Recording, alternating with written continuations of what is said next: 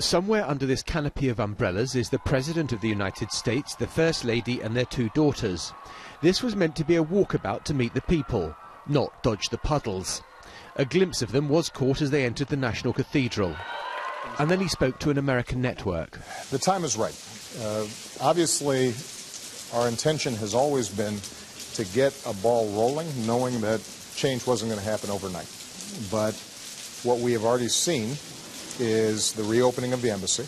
And although we still have significant differences around human rights and individual liberties inside of Cuba, we felt that coming now would maximize our ability to prompt more change.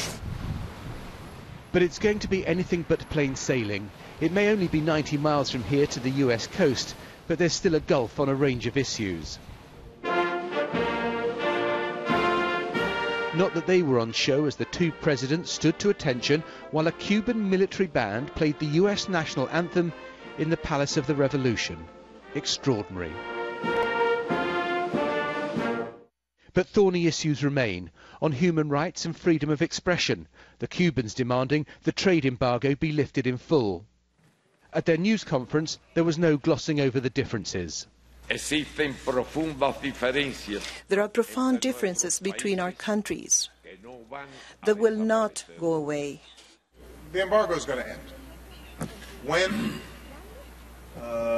I can't be entirely sure, but I believe it will end, and the path that we're on will continue beyond my administration.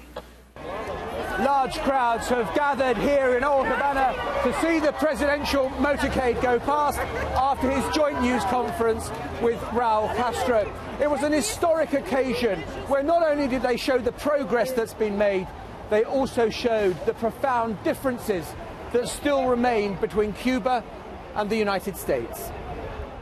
But this trip is also about President Obama's legacy. With the Middle East in turmoil, the normalization of relations with Cuba he'll claim as a foreign policy success. And that's why these images will be for the scrapbook. John Sopel, BBC News, Havana, Cuba.